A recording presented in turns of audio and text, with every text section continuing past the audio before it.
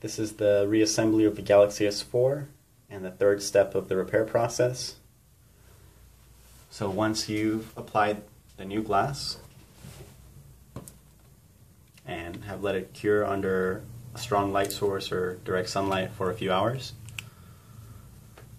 you need to reassemble the phone. You need to clean out any UV glue that may have gotten into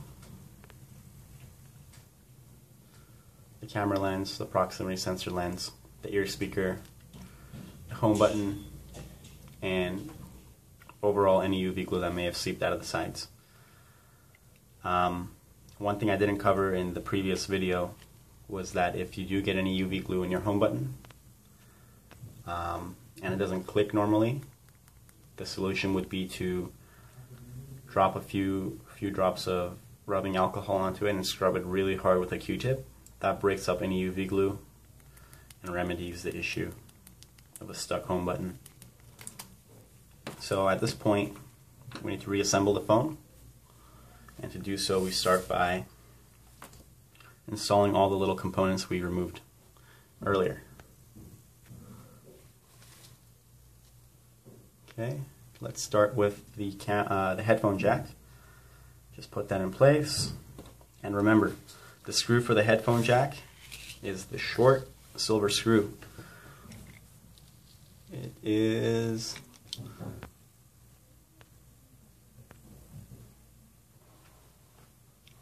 this one.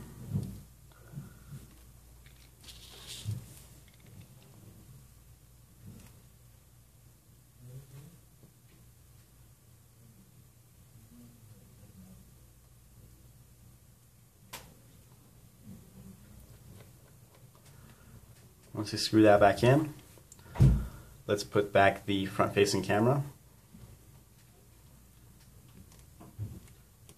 and the ear speaker proximity sensor component. Once you fit those back in there, put back the black metal shield we removed. If you don't know which direction it goes, handy way to remember how to put it back on is to compare this hole right here for the screw with the hole on the housing right there. So line those up, and that's the way it goes back in. Just push it back in, make sure it clicks. Like I said earlier, depending on what carrier your Galaxy S4 is for, it may have a screw, it may not. In this case, ours didn't have a screw. If it did, it's going to look like the one for the headphone jack. It's going to be shorter than the rest, and it goes right there. Okay, so now we want to install the charging port back in.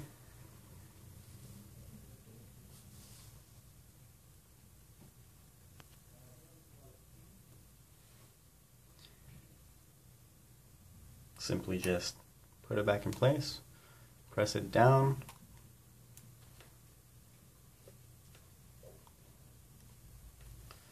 put back the silver shield that we removed earlier, put that in place, make sure it clicks.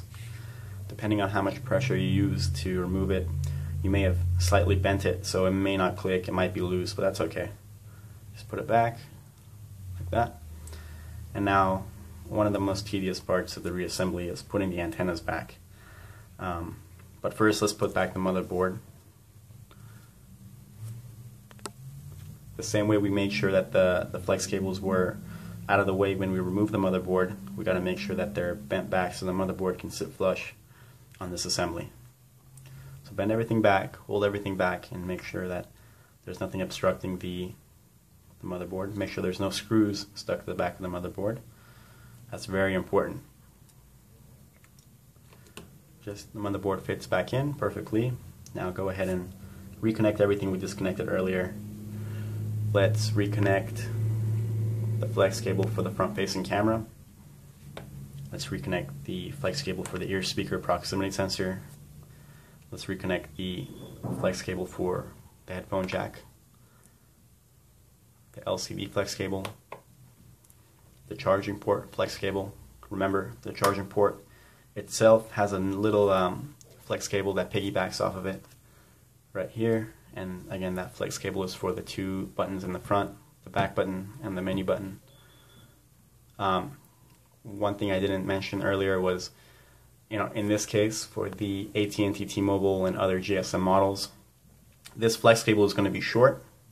And in the case of the Verizon models, the flex cable, this little one, is going to be a lot longer. It's going to go all the way up to about here. Just letting you know. Okay, so like I said, the antenna is a little bit tedious. If you do have a Verizon or Sprint model, it's going to be very tricky running the antenna through here. Make sure that the antenna goes under the flex cable, this charging port flex cable. And make sure that the antenna is all the way into this groove on the housing. If it isn't all the way in the groove in the housing, then this back plate is not going to sit flush on the housing. So let's reconnect this antenna. Let's line it up with the connector very carefully and then push it down. Make sure that it's running into the groove designed for it, like so. Okay.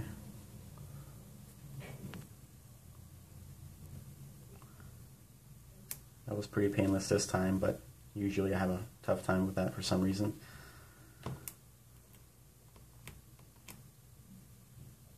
Just take your time reconnecting it to the connector. Like I said, the connector is really sensitive.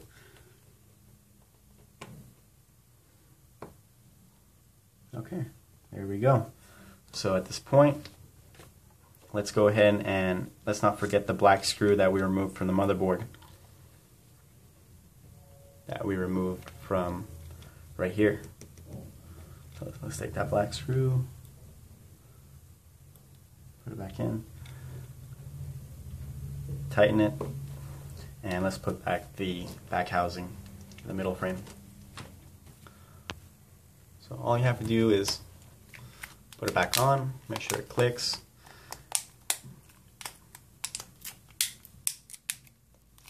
If it doesn't click or it doesn't want to go down all the way flush with the LCD assembly, you need to open it again and make sure there's nothing obstructing it.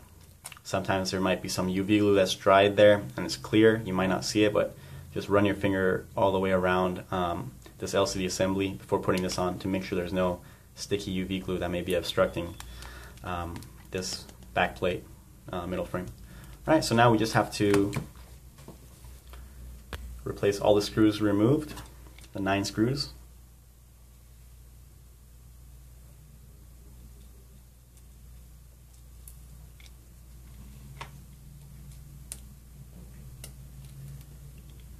If you used a power drill to remove the screws, don't use one to tighten them. I've had cases, well, one case where when I first started doing repairs, I used a power drill to tighten one of these screws, and because it was so powerful and it wasn't a torque sensitive screw drill, that the screw actually went all the way through and cracked the LCD.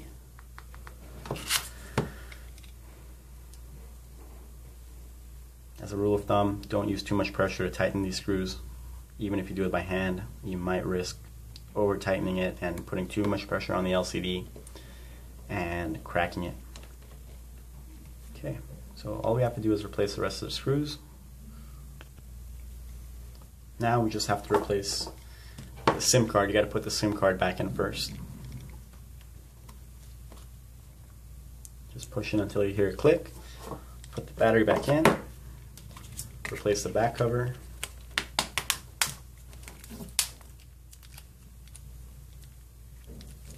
And we're done.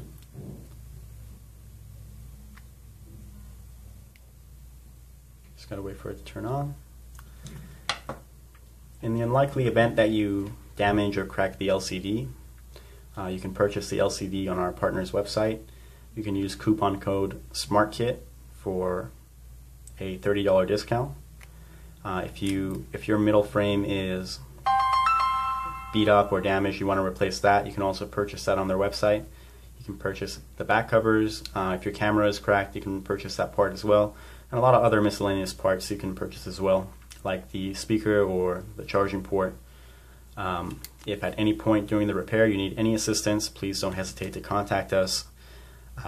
You can email us at smartkit@smartkitdiy.com, or you can always send us a message through the channel that you purchased this item from, eBay, Amazon, or any other channel.